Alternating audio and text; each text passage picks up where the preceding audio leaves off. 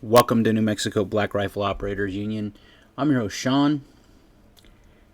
You ever look at like a car and you see a line on the car that you just like? The shape, the curve. I'm a lot like that with firearms. But I like the stories in them. Take, for instance, you look at the 7.62 by 51 NATO cartridge and the story around how that came to be. So, in the 50s, right after World War II, the United States and our allies formed a coalition called NATO, right? It was to fend off the Russians. And it was thought that you could standardize on cartridges and magazines and for other ammunition and your ammunition you use for your main battle rifles or main rifles, your tanks, your rockets, your helicopters, anything. It was kind of a method to standardize so that we could produce ammunition or weapons of any type to fight the Russians, that we could just produce the basic pieces that we needed that all had the same commonality, so that it saves on logistics. If you're the United States and say Germany needed 20 million rounds of 7.62 by 51 or ammunition for their battle rifles, you could ship that, or we could ship that, because it was standard. Same with England. If we couldn't do it fast enough, England could have got it to Germany. That was the whole concept behind the NATO alliance when it came to firearms, or when it came to military support. So what's interesting about the 7.62 by 51 is the United States originally was supposed to adopt the FNFAL, and we didn't.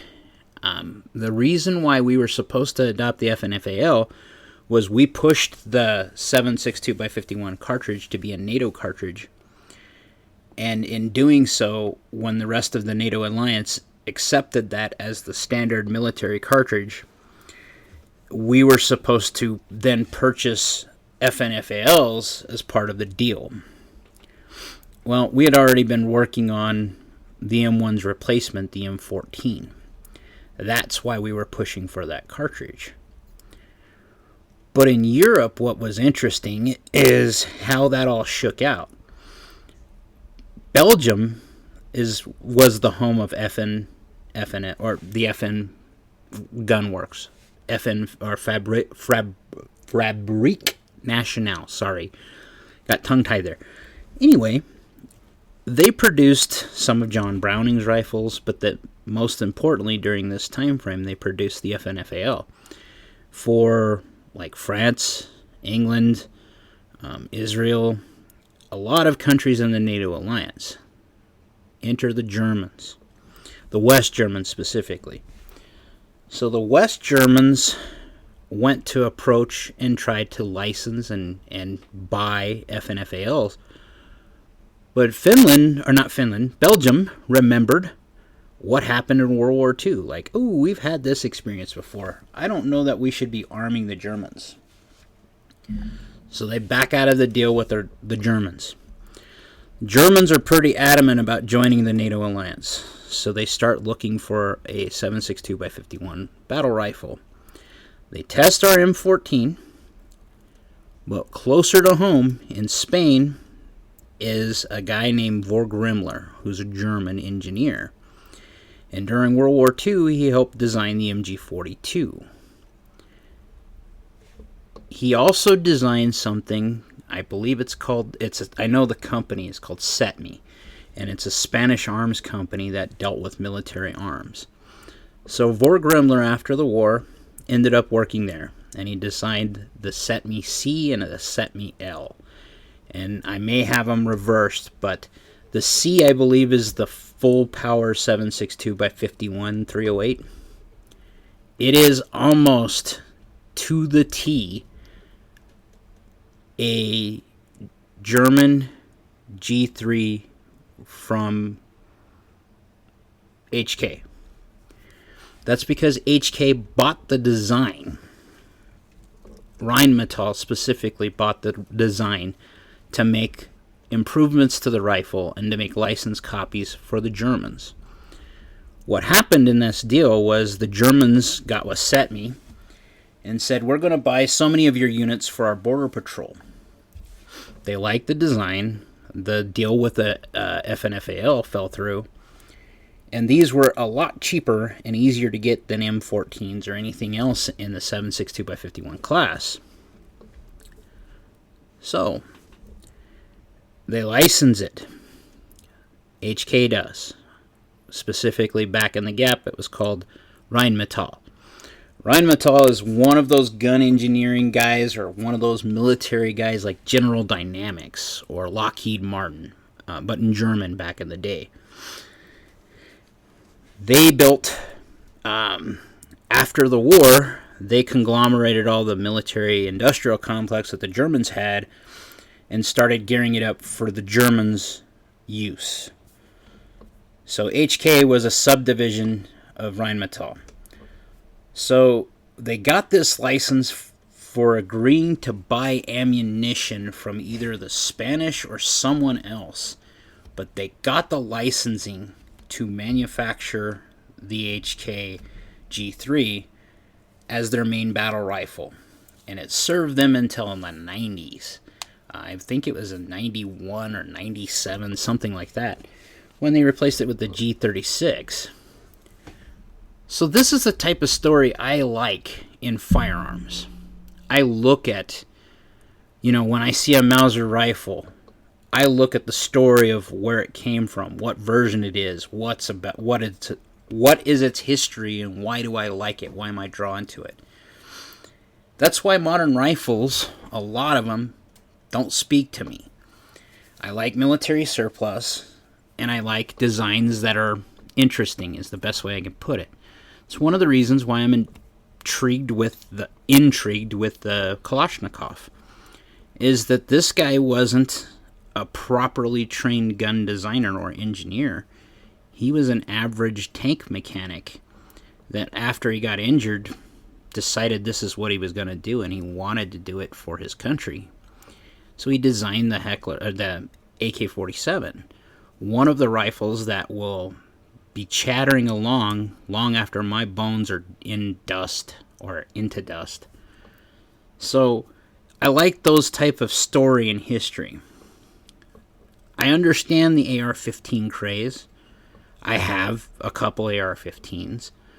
I have nothing against them. I think it's the American Swiss Army knife of guns. But I just don't find them as interesting as I do some of the surplus guns, some of the older guns. This is where I think I'm a Gen Xer FUD. And I don't know how else to put it. When you were raised by a boomer FUD, there are certain things you like, I have always liked military surplus because of the history stuff involved with it, and I guess I'm more of a history buff than I ever thought, finding that out later out in my life. But what I've always thought was cool about this was learning the story behind what happened to make this gun a thing.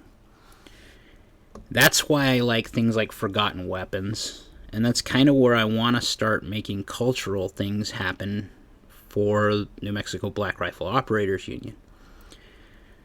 The only thing that is a problem for me is there's enough political stuff going on, and what little audience I have right now as it grows, and thank you for being here and listening to me,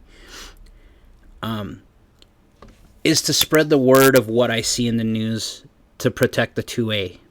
Right now is a very turbulent time, but as we gear down and know that we can only do so much about the political scene, but we can actually inform you all the best we can, but we can entertain you. And that's where I started thinking about these stories, the stories of certain guns. Now, Guns and Ammo had a thing a while back that was, and I watched it until it was canceled or done or whatever it was, but it was called The Story of the Gun. and they talked about different guns from different time frames and what was their basic story and their history behind it. That was interesting to me. It still is when I watch it. But it's kind of out of date. And we're kind of in this weird sag in gun development where the AR-15 is pretty much the apex predator. What I mean by that is it's the top of the line. There's not much better you can do unless you change some sort of ammunition or how it ignites or what it does. There's not much more advancement you can get there. But that's with 70 years, 60 or 70 years of pure development that it's had. It's at its peak of design. So we start looking at the new innovations like from SIG, the M5 that's coming out. And the story around that is basically, it's a AR-10, basically, in a roundabout way, but it's a piston-driven one, short-stroke piston.